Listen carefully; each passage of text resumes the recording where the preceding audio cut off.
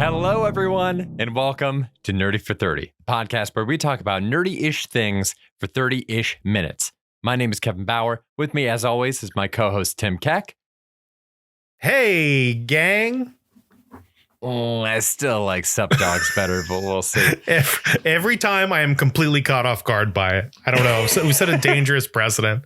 Completely forgot we were doing that. I was like, Kevin's talking. I have a good 30 seconds to mentally prepare for this. And I don't anymore. So it's good. It's keeping me on my toes. Got to get my mind in the game. Yeah. Yep. Absolutely. Starting us off on a real strong foot. Hey, speaking of strong feet. Oh. Today we are going to be talking about the movie The Woman King. WikiFeed has a whole article dedicated to the Woman King. Oh, a lot of barefooted babes in this. Oh, God, I don't want to know that shit. I want to clarify right away. Neither one of us are foot guys. There was one moment in this movie that made me specifically think like, oh, my God, that would hurt their feet so bad, which is when they went through the graduation ritual and they're going through like those thorny bushes and then they just have to run through like dirt. And it's like, holy shit.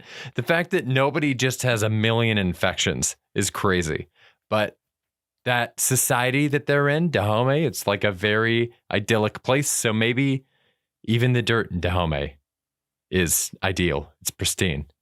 Tim, what do you think of The Woman King? What did I think of The Woman King? I liked it. I thought it was good. I thought it was like a solid, decent, like B action movie, you know?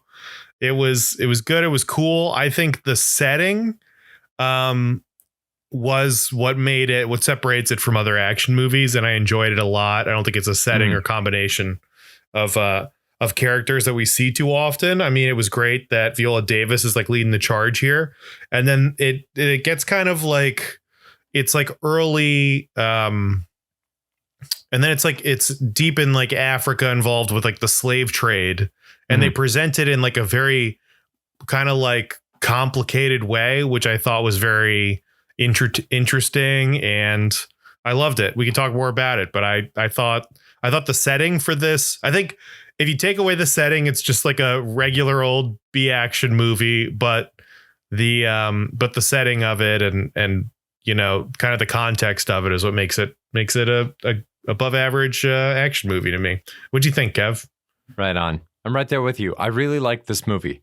I felt like it kind of lost some steam toward the end, which it was a situation that I feel like is so different from most of the movies we talked about in 2022, because I feel like I could have used more of this movie. It felt like we were heading somewhere really incredible for like the first, I'll say, hour and 15 of this movie. It was just like, holy shit, this movie rules.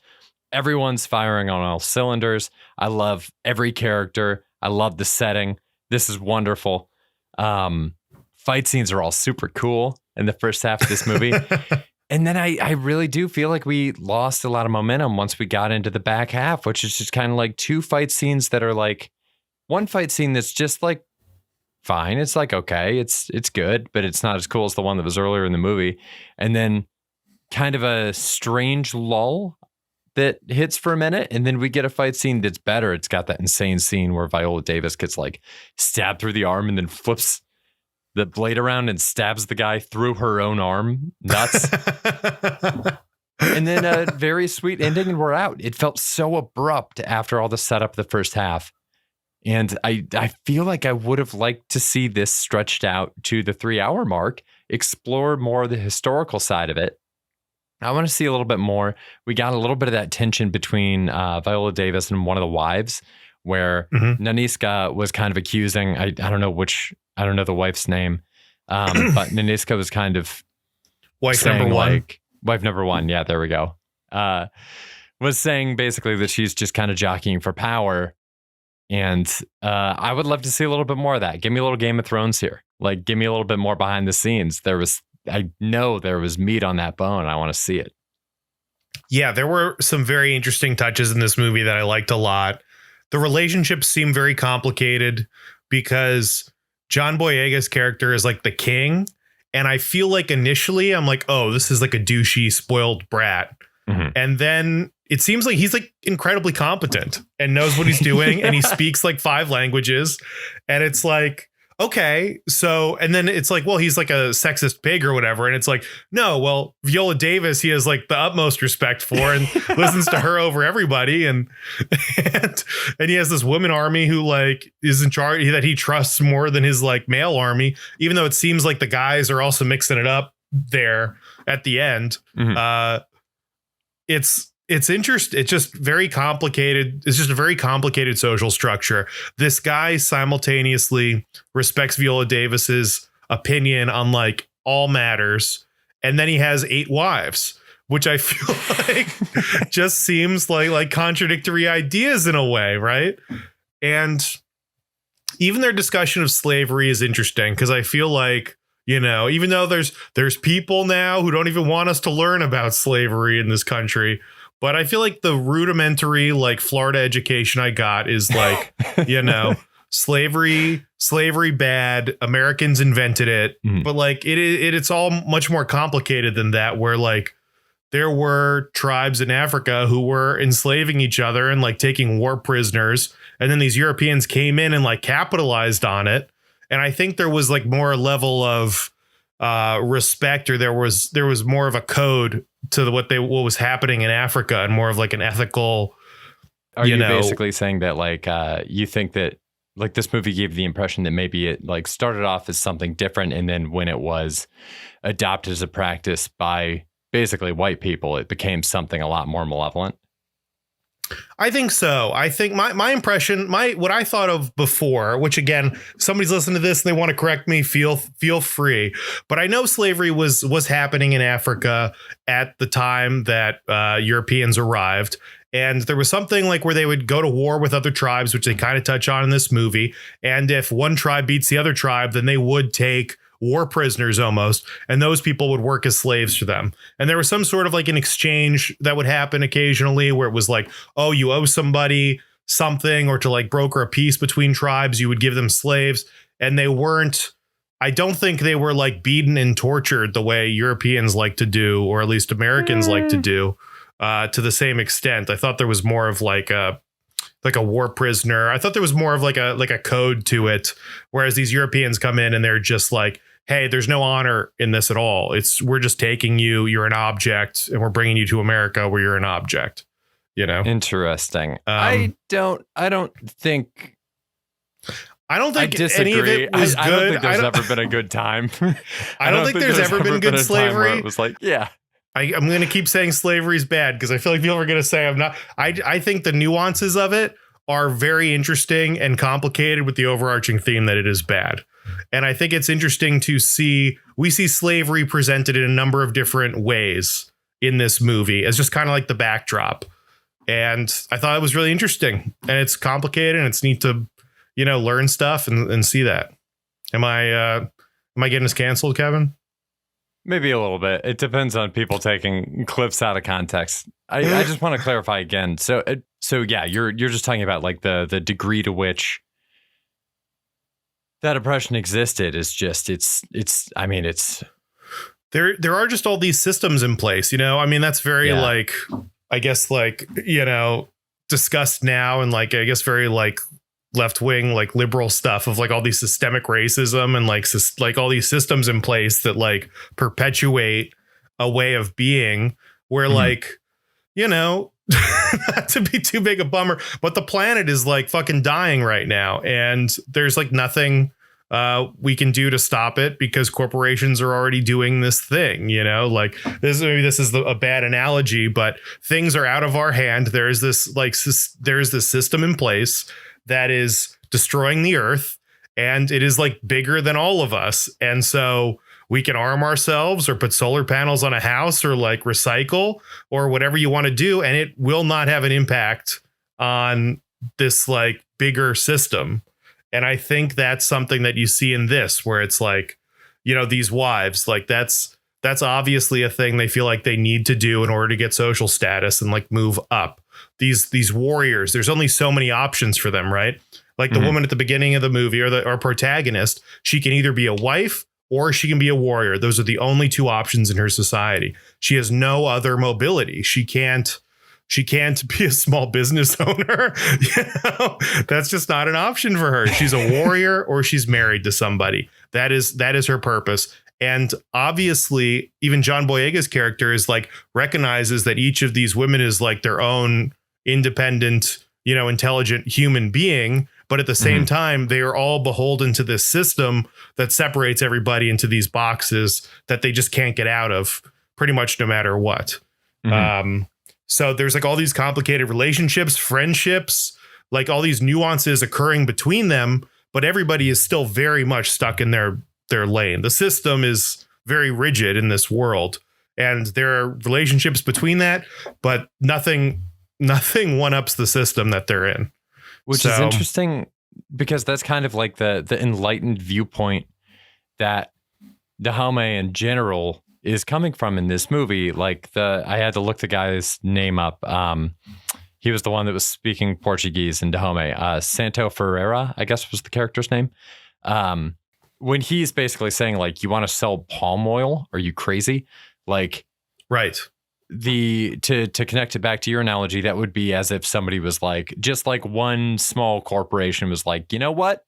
We're not going to partake in anything that's going to damage the planet anymore. Yeah. Like one small corporation. And then it's like, Santo Ferreira is like a representative from Coca-Cola or like Nestle. And he's going like, what are you talking about? Like, this is insane. When in reality, they're the people that are actually trying to activate that change. They're discussing the morality of this issue. Yeah. And they're saying slavery's bad, especially, what these European guys are doing. They're just taking all these people from their homes and doing God knows what with them. And they're mistreating all these people. Let's do like the morally right thing and get out of it. And let's see if we can come up with this alternate thing. And then you can just see how that system is like not going to work. They're talking about palm oil and the Europeans are like, we don't give a shit about palm oil. This is like the only thing, like human beings is the only currency that we are trafficking in this situation. And it's really interesting. I think that whole situation is like, it's sad and it's demoralizing and it's interesting and it's complex. And I think it's great. I think it's a great backdrop for an action movie. I thought it was cool. And I'd like any opportunity we get, I guess we see that from, maybe my ignorance, but like, even like watching RRR or even, Parasite or Everything Everywhere All at Once, where I'm like getting exposed to like a culture that I'm not necessarily a part of or a piece of history that I'm not that aware of. It's an awesome backdrop for these action movies or these other movies that would otherwise be pretty generic, I've never watched a Jason Statham movie and been like, oh, so that's what it was like, being a medieval serf, I saw he has like some movie where he's like the lone king or something like that. Like he's a king, but his character's name is Farmer. And he's just like a guy who farms and he has to like become the king. And I've never like watched any of these movies and been like, wow. So that's how like the serfdom worked in medieval, whatever, England. I don't know. There's this educational value that we get from being exposed to new things. And I think this was another example of that. Yeah. And it's definitely a great place to root for characters coming from, like a starting point for your protagonists. I was laughing with Lauren at the beginning of the movie. So Naui in the beginning refuses to marry this fucking awful dude. And her punishment is she's sent to heaven. Like the place that she is sent to, like the inner workings of Dahomey, like granted, you have to become a fucking intense warrior. Like this is not an easy thing that she's going to have to do. But it's like this world, this society, especially this is 200 years ago, I think it said 1823 on the opening title card. It's like enlightened by today's standards. Like it's incredible. It was wonderful. And to see kind of where she came from before and like what her life almost looked like. And then the fact that like, it's just a nice piece of irony at the beginning of a movie that her adoptive father thinks he's punishing her in a way. And in reality, it's like, nope, welcome to the best place currently on the planet. Well, yes and no, right? Because she's essentially like a slave in that mind mode too, right? She's getting taken to this place. She can't like date who she wants. She can't do what she wants. She has to live in this place. There are all these rules she has to follow. Okay, that's cool. That's cool. They have great lives and they get to do art in their spare time. But when it's time to fight, they have to fucking fight, or they're going to get thrown out of paradise and then they have to be married, or they're just going to be, or they're trashed on the side of the street, right? Like they are being put into a system that is very rigid, and if they deviate from that, they're out of luck. So It's not like she has a ton of other options. She doesn't have any other options. She can marry some guy that doesn't want to marry, or she can be a warrior. And those are the only things that are presented to her. They're like, yeah, you don't have to do this. It's like the illusion of choice, right? Like, you don't have to do this, but if you don't, you'll probably die, or you won't have a home, or she has no other option, really. So, I don't know. Does she have it as bad as the people that are being thrown into cages and like brought back to Europe or wherever? I mean, no, but she isn't free. It doesn't seem like anyone in this movie's free. It seems like, I don't know if we're getting too meta with this, but like everyone has their obligations. Everyone has like these rules that they have to follow. They're all in like part of a structure, and it seems like nobody in this movie really gets to do what they want. Ever. I don't know. I feel like I'm being a real bummer on this because this is a pretty lighthearted movie. I thought this movie is funny. The thing is, it really is. It's like this movie is funny. One of the more lighthearted things we've watched. It really is. I saw this. There was some line in there that was like, I wrote down like, always listen to. There's like one rule to surviving here. Always listen to Ismail. I'm Ismail. And it's like there's just so many of those. They're like, their banter is great. There's so many like one-off jokes that are fun. It is very cool. And the fighting is great. The violence is awesome. It is just a cool movie. I think this is like a PG-13 too, which was PG-13. And I was like, I don't know what PG-13 used to be. I feel like when we were growing up, it was like no blood. And I thought people were bleeding. I mean, things are happening. She's getting stabbed in the arm and stabbing people with it. Yeah. Like it was gruesome, man. It was some rough stuff. Oh my God, dude. The bone getting put back together. That was an intense scene. This was just, I really do think that this was like a very motivational, like inspiring movie. It just, anytime you're seeing people that are accomplishing incredible physical feats and like pulling off acts that require a great deal of willpower, it's impossible to not be kind of moved by that. I mean, I felt myself getting misty when Naui completed the challenge. She chopped that head off the mannequin first. I was like, fuck yeah, she did it. There's a thing on The Ringer Bill Simmons talked about one time, for something to be a great sports movie, it has to have at least one moment that gives you chills. And I feel like that's maybe a bar that was cleared here. That moment was like, that battle was so sick. Like, she goes back, she saves her friend, she looks, the other girl is pretty much at the top of the tower. She climbs up after, fuck it, I'm gonna have to jump. It was awesome. She makes it through those guys. She just fucking clocks one in the jaw, knocks his ass out. It was so cool. I mean, it felt like watching Moneyball or something, where it's like somebody's like, was it Jeremy Giambi goes up and just smashes that home run? Very similar feeling.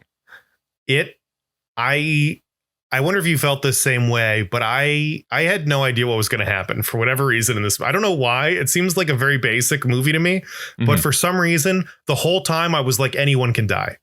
If Viola Davis dies in this scene, I would not be surprised. If the girl dies, if anybody dies at any moment, I will not be surprised at all. If she fails this tryout, I won't be surprised. If she gets second place, I won't be surprised. If she wins, I won't be surprised. You know, it just felt like anything can happen in this world they've created, which is a very fun way to watch a movie. I feel like most of the time, my writing brain is just like figuring everything out. And this time, for whatever reason, I was just like, I have no clue what they're trying to do here. Like, what's the point? What is going on here?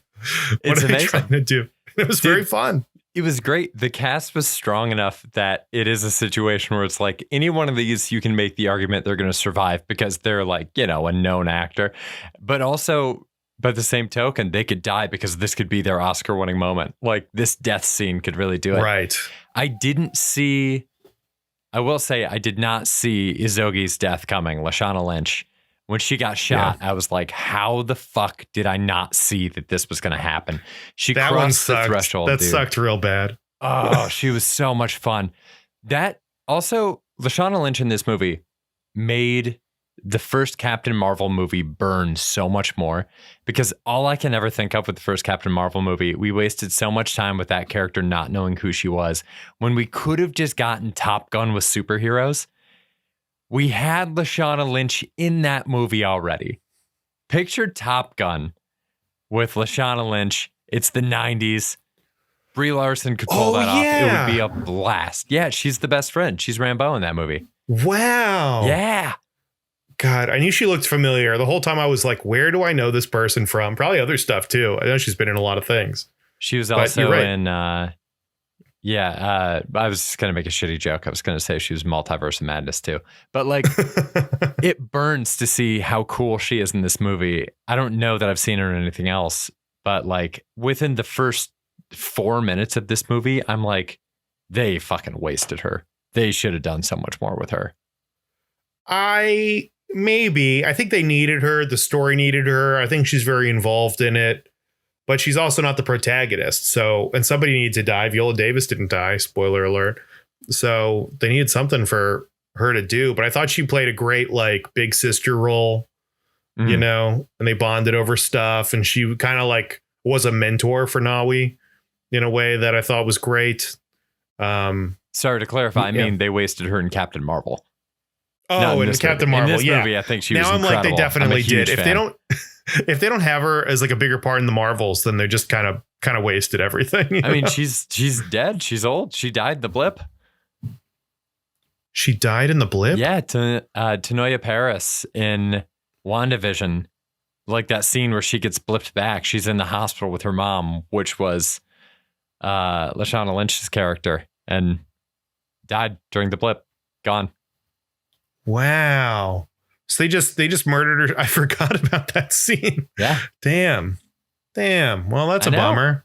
Totally. I guess wasted. we don't need to watch the Marvels then. Maybe I would love a flashback. Like if they just got fucking like Tony Scott to do like a flashback scene that takes place at Flight Academy. Just give us 15 minutes of the movie Captain Marvel 1 could have been. They could easily do some flashbacks, really flush out Brie Larson's character a little bit. Yeah. Give her we're some not more, talking about Captain Marvel anymore. No, today. let's not. I don't really want to. I want to talk about this movie more. You know what I thought was a great move, which I guess is kind of switching subjects a little bit here. I like that we can't understand. Well, I can't understand the Europeans who are visiting. You know, they make the choice that our main characters are all speaking English for the show because it's an American movie, and that the Europeans are the ones that we can't understand in this thing. And I thought it was great. Maybe that's like an obvious thing, but I thought it was a cool detail where they're going back between English and then Portuguese. And I don't even think we don't always get translations for it. Like sometimes it's just the European guys talking to each other. I think it was Portuguese, right? Yeah. I thought that was great. It was super cool. Just felt like very much like on the team of it really helped me like feel like I was on on their team, and like very like it made the Portuguese feel like foreigners and like, just separate. It just created this like distance between me as like an audience member and these characters who were like invaders, and like they brought their outside culture here. It seems like, I know maybe that's like, it's just Portuguese. So it's not like the scariest thing ever. But as far as like a movie technique, I think it's great. I think it accomplished what it needed to do. Yeah. Yeah. I love that touch. Very, very good one. Man. There was I did have a beef. The only other beef I had that I wrote down was there's a scene where they're like in the back of the wagon, and Nawe tells one of the girls to roll out and get help. And I was kind of like, why didn't everybody roll out? What was preventing everybody else from rolling out of the wagon? Like, why couldn't they all roll? What's going on? You're going to notice the whole wagon gone. You're not going to notice one girl gone. She should just wait a little bit and then roll out herself and then just keep going and see what's up. I don't know. I liked it though. I thought this was good. Kevin, Yeah. any beefs and thieves you got? Oh boy. I mean, resounding thief, is not a shocker. Viola Davis. I mean, holy mother of God. She's good. I was a fan going into this. I know you're a fan of hers as well. Yeah, she's great. Documented on the pod. I learned doing research for this movie. I didn't know she had an EGOT. Makes sense. She's got the EGOT. That's pretty recent, right? Yeah, I did. I wanted to pick your brain on this because the cool thing about Viola Davis to me is that she can do it all. Where she can do these action sequences and she's completely believable. We've talked about the badass factor extensively on this podcast. There are some actors that are wonderful actors, but they do not have the badass factor. And when you see them in a fight, you're like, I don't buy it. Yeah. She also can do like very quiet, dramatic roles in dramas very well. She knows how to handle any different type of scene. She can do different cadences in different types of movies. And I was thinking about actors that we typically see that we associate with being movie stars, because I think she's inarguably like in the pantheon of great movie stars. And I was thinking about other people that we associate with movie stardom. And I feel like they're normally really good at one of those wheelhouses, but it's rare to find someone that crosses over. Because you take like Chris Hemsworth, someone that's definitely considered a modern day movie star, knows how to draw your attention when they're on screen. Obviously very good when he's Thor, but when you put him into a dramatic role, it's hit and miss. Like very uneven results. He puts on a pair of glasses and you might get something good, but you might get something bad. Yeah. All of a sudden he's a hacker. Yeah. Even Brad Pitt, when he does these like dramatic roles, there's like a very Brad Pittiness to it where I'm not super blown away that it's, you know, Brad Pitt doing this role. The guy to bring Moneyball back, the guy who plays in Moneyball, isn't that far from the guy who plays in The Big Short, you know? So like, can you think of any other actors off the top of your head that have the ability to kind of work in both worlds here? I don't know. That's a good question. I'm kind of asking myself right now, is Viola Davis playing in both worlds? I don't know if I'm sold on that necessarily. I don't know if I necessarily see, right? Like I watched some like How to Get Away with Murder and she's great in that. We've seen her in like Justice League stuff, right? Where she's just kind of like a badass, but she's kind of always, everything I've seen her in is playing like a very quote unquote strong woman, like very assertive. She's in charge. She's like high powered. She's like high status. She is like stern with people. You don't want to piss her off. You know, she's like kind of this boss. And then there's moments when you see her cry, then she'll give you moments of vulnerability, but she always has like a hard, cold exterior that she's presenting to people. So I feel like she's kind of throwing the same pitches every time. I mean, Woman King, she got jacked and she's like physically throwing people around, which I don't know if I buy. It feels like Liam Neeson-ish to me a little bit. I think she's great in it, but she is like a 57-year-old lady doing this. I mean, I don't know if I need, once you cross your 50s, for any actor, male or female, maybe think about doing these things. I mean, even Keanu, I'm like, John Wick, amazing. So good. I think we're going to talk about that next week. He's just looking, he's not falling to the ground as much as he used to, you know, legs are a little stiff.